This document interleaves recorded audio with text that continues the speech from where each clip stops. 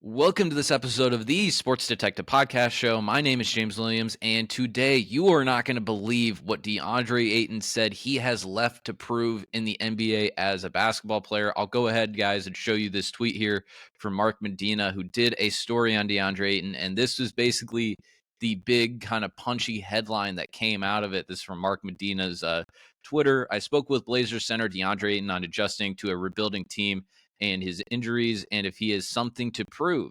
Ayton, I got nothing to prove in this league. I'm a max player, and I'll continue to be a max player. Deandre Ayton. Dude, Deandre, what are you doing, man? What are you doing? Why are you saying this stuff? Why are you saying this stuff? It's one thing to be like, okay, and think about it, but dude, this is why the Suns traded you. This is why you're in Portland and basketball, like Siberia right now, on this rebuilding team that's one of the 5 worst in the NBA. Because you have this attitude here that you don't think you have anything left to prove. Dude, you were on the cusp of winning an NBA championship. You have some of the best skill out of any player in the NBA, just pure athleticism, ability, and you're not using it properly. Guys, we thought that maybe when he got traded to Portland this year, that okay, it's a different situation. He doesn't have the pressure to win. Maybe he can kind of focus and maybe he can, be like, basically the best player on this Portland team and, maybe put up a lot of numbers and maybe he can kind of develop his game in that way, maybe work on his offensive repertoire a little bit. And, really, if you look at this Portland team, there's not a lot of talent on it, a lot of young talent on it, but not, developed talent. DeAndre Ayton has a career low in points per game this year. He has 12.7. His rebounds are around the same. Cool. His field goal percentage is a career low. Again, on this crappy Portland team. The next game after this quote, I believe, that came out, he had like 5 points and like 6 or 7 rebounds. Now, again, I'm recording this Wednesday night. He did have a good game. He had like 18 and 17. So he is kind of backing up the talk a little bit there. But dude, it's not. He's a player that he's in it for the money and not the the things that you should be playing a sport for, which is like to win, right? It's even like there's something here. I'll show you guys this quote. This is a from an article. Before Ayton got drafted. This is basically what he said his goal was when he entered the NBA. This was going to be his goal. DeAndre Ayton is expected to go first overall in Thursday's NBA draft. And while many believe the big Bahamian big man, I read that wrong, is a generational player, the 19-year-old just wants to prove he belongs in the league. Definitely getting to my second contract, Ayton said Wednesday about his NBA goal. Per ESPN's Ian Bagley, that's my success. DeAndre, guys, this is who he's been his whole career. This is what he was saying before the draft. That was his goal to get his second contract. And congrats to him. He got a max deal. And he's getting paid a bunch of money. At the end of this contract, his career earnings, I think, are going to be around like 160. Depending on how he finishes out this contract, he might make over $200 million for his career. If he gets his act together and starts acting like the potential that he is, and he wants to be a guy that's a max player that gets a second max contract for multiple years, he can make over $300 million in his career, maybe even $400 million. But right now, I don't know if he wants that. I don't know if he wants to be a winning player.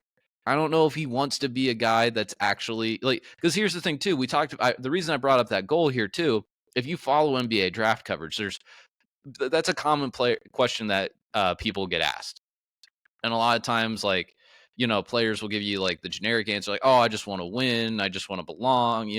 I want to be an all-star. I want to win an MVP. I want to win a championship. Those are kind of common answers that what people say. And it'd be one thing too, if like, a second round draft pick is like, hey, I want to get to my second contract, because I know the odds are being a person that's a second round pick, if I get to my second contract, I know I belong in the NBA and I know there's a spot for me in this league. Like that would be more of a realistic answer. For a guy that was drafted number 1 overall, getting to your second contract shouldn't be your goal. Be like, I want to be an all-star. I want to be the best big man in the NBA. I want to win a defensive player of the year. There's so many things that you can. I want to be one of the best defensive players of the year. I want to be one of the best centers in the NBA. You can be really broad. You can be really specific with it. But this just kind of shows your priorities. And I don't know. This is why the Suns got out of the Deandre Ayton business. I spoke to a few Suns fans after that trade happened. They were kind of baffled by that. Just more, not even that they moved off of him, but that the fact that they got as low a value as they really did get back for it, because they basically just got like Nurkic. That's basically like kind of like the prize from that trade. And I guess that Grayson Allen was also in that trade, but this is for a guy he's 25 years old, guys. He's 25 years old. He had that weird and the thing is too, it's like it's not even like he has this weird delusion about himself too. Because he said earlier this year, he's like, oh, it's gonna be dominating. And that's like if you go to Basketball Reference, which I checked right before we went on here, like that's like one of his nicknames. He's in the running right now he's climbing up the rankings for like most delusional NBA players. Ben Simmons is probably number one, of just kind of delusional, like where they think they are in the league. And Deandre Ayton is slowly kind of cranking up those like rankings here. And I want to talk about this last little point here before I leave here, because Deandre Ayton is still very talented. He's still young. He has time to turn around his NBA career. I just have a question. If you're just talking about the West right now, like the Western Conference in the NBA, where does he rank among the centers? Where does he rank among the centers? If you just kind of go through them, we have Jokic, Gobert. I'm just looking at the standings right now. If you consider Chet Holmgren as center, Chet Holmgren's better than him. Towns, do we still consider Towns a center? Let's do it.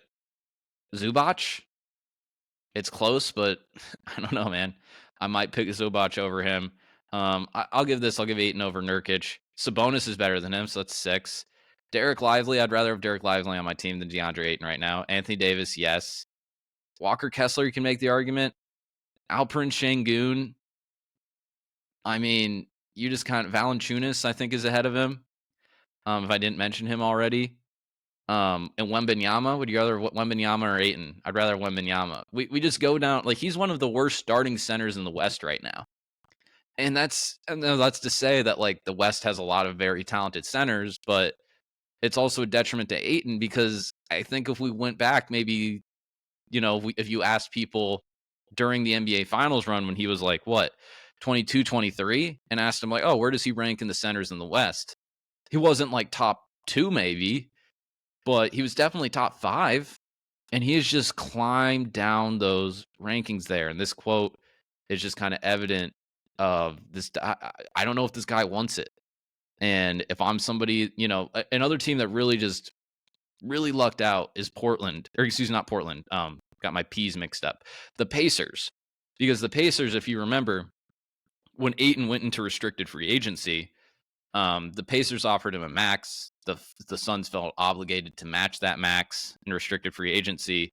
But imagine if like the Pacers had this DeAndre Ayton right now next to Halliburton. Now maybe being in that Indiana environment where it's a lot more kind of like things seem to be headed in the right direction. If you read any Indiana thing, talk to any Indiana Pacers fans, it's all optimism right now. So maybe being in an up and coming optimistic environment would really help him out. But man, the Pacers really lucked out on this one. At least it appears right now. So there you have it, guys. There, I know I was probably pretty harsh on DeAndre Ayton there, but let me know in the comments here, just kind of your reactions to these quotes. Do you think Ayton has more to prove? Do you think this is all we're going to get from him as a player? Because he thinks he's a max contract player right now, but the way he's playing is he's playing like he's not a max contract player. So it's kind of one of those things where it's like, start proving it a little bit on the court. He did play very well the night before, as I mentioned, but we want to see that build off of that. On this crappy Portland team, you should be averaging way more than 12.7 points per game. So that's going to do it for this episode here today. Thank you very much for watching. If you like this video, hit that subscribe button. Really helps us in the algorithm here. The more subscribers we have, if you like basketball content, I've been talking a lot of basketball recently. So hit that video on the screen right now if you want to watch, or go ahead and explore my podcast channel to, explore more basketball content. Thank you very much for watching. I'll talk to you next time.